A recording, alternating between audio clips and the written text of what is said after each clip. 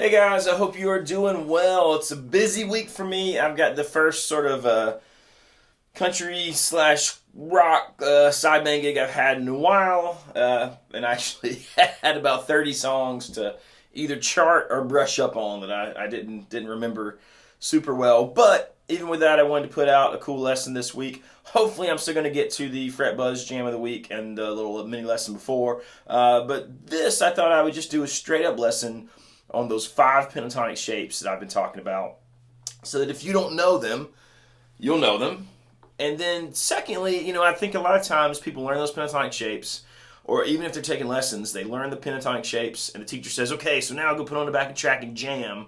And it's like, how do I go from playing this shape to making it sound like music? And it's not as hard as you might think. So that's what we want to talk about a little bit, actually, is how to make that pentatonic, those 5 pentatonic shapes really, turn into music where you can jam and you can improvise and you can have fun and you can start to see those patterns in songs you're learning even. It should even make learning songs simpler because you're going to start to recognize things instead of just trying to sort of like, just rote memorization of new songs. You're going to start to see patterns that you already know. So let's talk about, I like to do it in E, from E minor or G major, right? I've talked about before that every minor pentatonic or major pentatonic has a relative major or minor. So if we talk about G major, the relative minor is E minor. So the 5 shapes we're going to learn today, they're going to work for G major stuff. They're going to work for E minor stuff. They're actually the same 5 notes that are in G major and E minor. They're also going to work over like an E blues, like an E7, A7, B7 kind of thing. So I'll do another video later talking about when to use what scale and how you can go back and forth. Touched on that before, but maybe we'll do a more in-depth one. But anyways, start from here. The reason I like to start on E minor is because we can start with the open note and then end on the 12th fret, have all the shapes, and it's nice and tidy. You can see the whole thing in a straight line down the guitar. So a lot of people start in A, middle of the guitar, and they learn that pentatonic shape. That's great, but then you got to go shapes that way and shapes this way, and I think it's easier in a straight line. So let's start off. Here's the shape a lot of people know. It's E minor pentatonic. It's open 3, open 2, open 2, open 2, open 3, open 3. Not going to spend a lot of time on that one, but let's talk about why there are 5 shapes in the first place. I think this gets overlooked a lot. So the notes in E minor pentatonic are E, G, A, B, D, and E. All right? Listen to that again. I want you to have it in your head. That just repeats. So everywhere, those 5 notes, they just repeat. Now, it does not really matter what note we start on when we start playing. And I've said this before. When you're spelling words from the alphabet, you don't always start on A. So when we're playing licks out of a scale, we don't always have to start on, an E for E minor pentatonic. So check this out. Here's that sound again. Now watch this. I'm going to do it just on my low E string.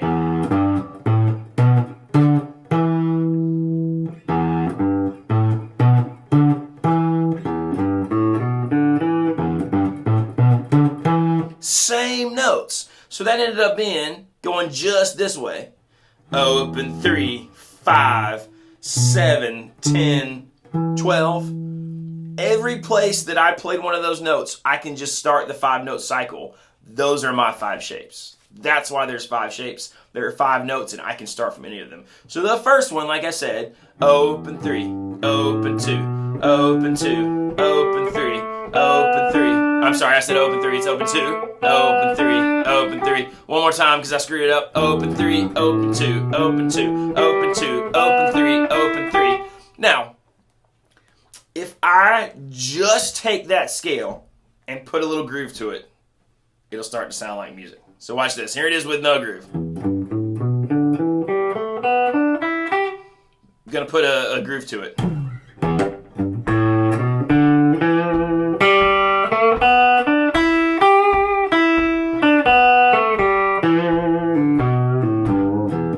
Already sounds a little bit like music. If I groove it up a little bit more, like let's say I've got this in my head.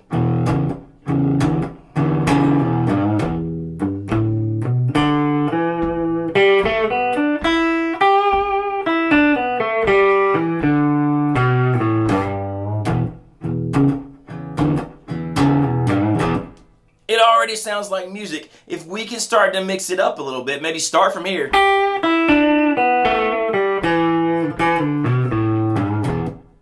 Maybe add a hammer on. Maybe add a bend.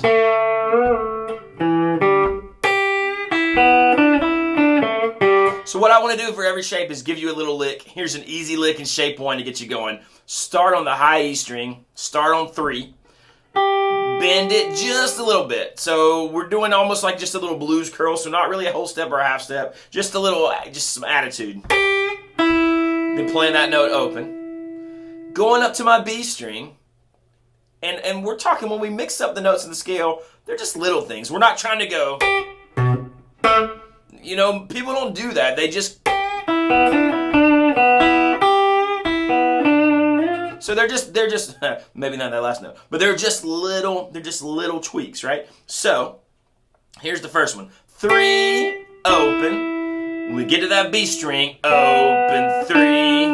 And I'm going to end on open on the first string. So first string, 3, open. Second string, open, 3. First string, open. Here it is. Easy, right? Now, shape 2 is what most people call G major pentatonic. Same notes, but we're going to start from G. 3, 5, 2, 5, 2, 5, 2, 4, 3, 5, 3, 5. Now, one thing I want you to see is that the notes on sort of this side of the box for E minor were 3, 2, 2, 2, 3, 3. The first note on this new box, second shape, what I'm going to call it, 3, 2, 2, 2, 3, 3. They're the same. That will be true all the way down the neck. They connect like puzzle pieces. So you also want to learn those shapes going this way. So like if I'm playing in the first shape, and instead of going down to B on the next string, I might want to go... Now I'm in shape 2. So I literally just went D string, open 2, G string, open 2, sliding into shape 2, 2 to 4, and then I can go down the scale. Here's a cool lick for shape 2. Gonna start on 5 on the first string. Gonna give it a little bend. Then gonna play it with no bend. Gonna play 3 and give it that same little kind of blues curl bend. And then end on 5. On the B string. Here's the whole lick. 5, 5, 3, 5 on the B string. Let's put those together.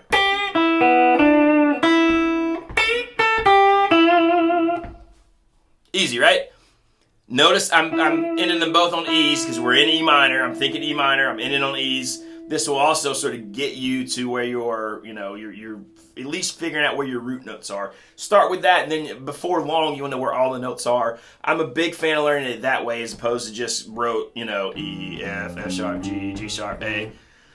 That's probably got a place. It's really hard to learn that and memorize it enough to use it while you're improvising. So, anyways, shape 3, moving right along. So we had the E, the G. Now we're going over to our A, 5th fret. Love this shape. 5, 7, 5, 7. 5, 7, gonna go 4, 7, 5, 8, 5, 7.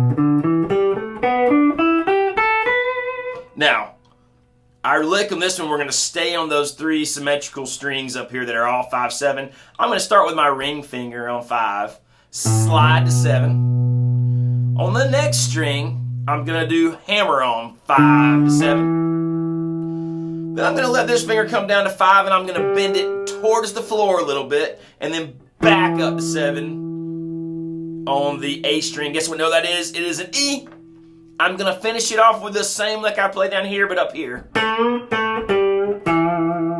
So that was on the D string 7, 7, 5, 7 on the A string. Here's the whole lick. Oh, not that. All together. Here are the licks I played in the beginning. I'm going to play them all the way through. If you play all these licks together, you'll have a big solo, or, well, not a big solo, a fairly basic solo, but it will work and it'll give you an idea of how to use these shapes. So, lick 1, lick 2, lick 3. You can mix them up.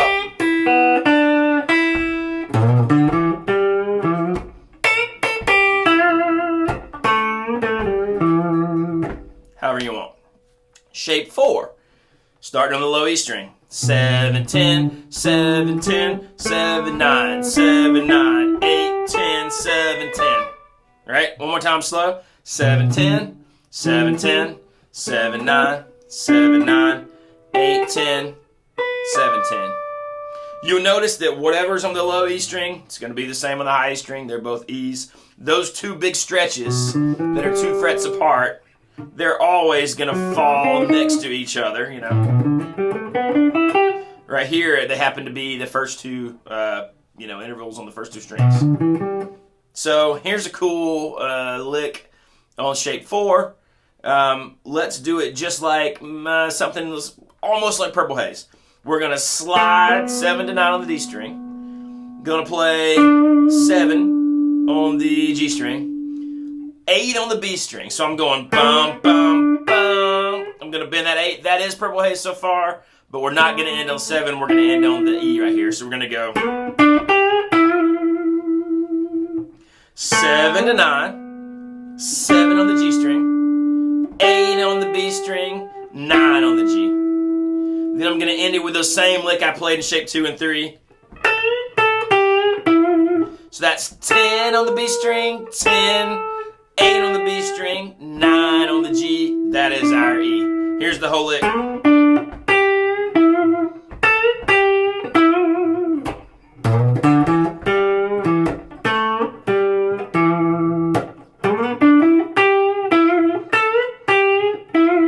Hopefully one of the things you're seeing is that the licks I'm playing, they're very similar. In some cases, they're exactly the same.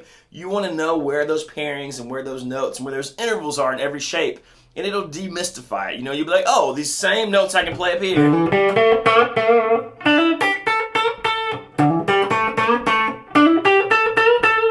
They're all the same.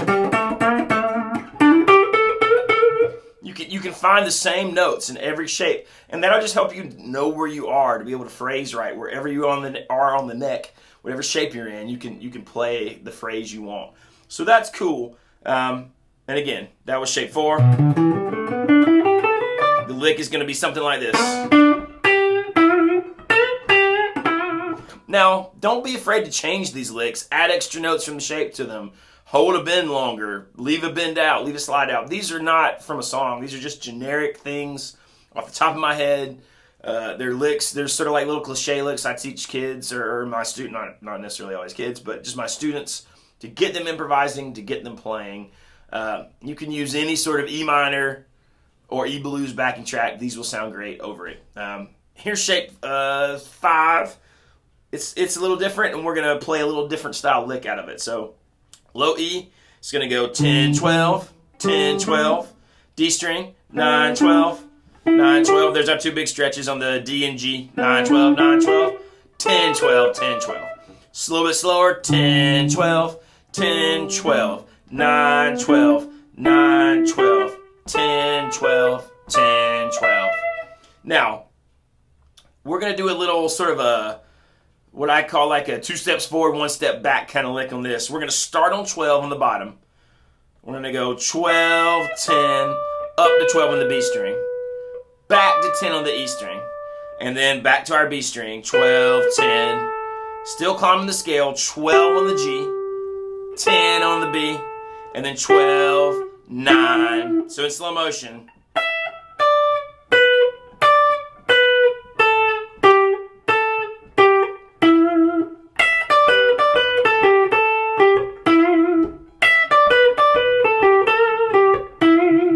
Put some vibrato in there. It sounds cool. Instead of just going back to the E string, back to the B string,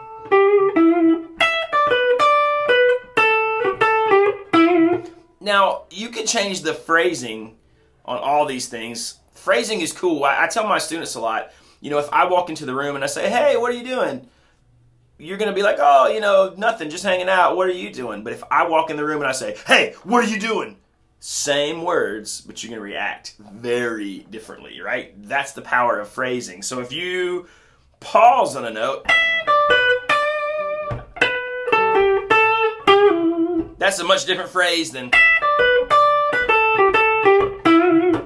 you know, I mean, so you can phrase all these differently and change the feel and the vibe of them. So remember that when you're playing around with these, and we're trying to make them fit whatever backing track is underneath or whatever rhythm is in your head. You know, you want to make them fit. Phrase it appropriately, just like when you speak. Last one, that was all 5 shapes. Here's the octave, which is just this first shape. Again, everything starts over at the 12th fret. So instead of it being an open 3, it's 12, 15, 12, 14, 12, 14, 12, 14, 12, 15, 12, 15. Here's a cool lick to end your solo or end any sort of phrase. The Chuck Berry thing is where you would take the G string, 14th fret, you would bend it, and then play 12 on the B and 12 on the E. You could repeat that. We're not going to repeat it. We're just going to do it once. And then we're going to play 15 on the B string, 12 on the B string, and then bend that 15 on the B up to an E. So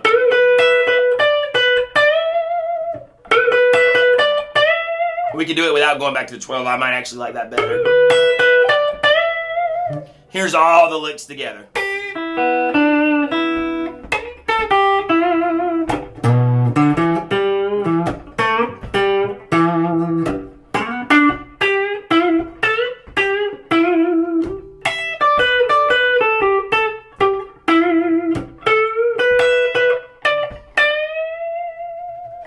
A handy little solo, pretty basic, but it would get the job done. That's all 5 shapes plus the octave with a cool lick.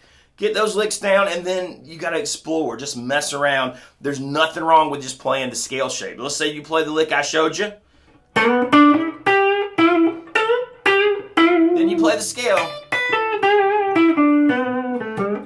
Play a lick I showed you. Play the scale. Lick I showed you. Play the scale. Lick I showed you. Play the scale. You know, you get the idea, and then you can just kind of branch out from there. It's cool. Hopefully that helps. Let me know if that helps. Keep those lesson suggestions coming. You know, if you've been stuck in one or two of those shapes, hopefully this helps you break out. Another last thing, good thing to do, is figure out what the notes are on just one string. So if you take all those shapes that I just did, and you just did the B string, it would be open 3, 5, 8, 10, 12, 15. You could solo just on that one string.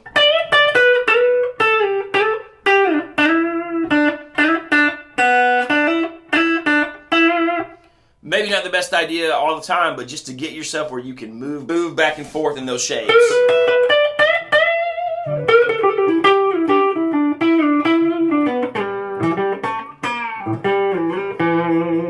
You just want to be able to move up and down the neck, play in all those shapes. Improvise. Again, don't be afraid to play the actual scale shape. Scales in and of themselves are musical, so don't be afraid of that. Have fun with it. If you have not yet, hit like and subscribe on the channel and the video. Click the bell so you don't miss stuff like this in the future. Thank you guys. I'll see you next time.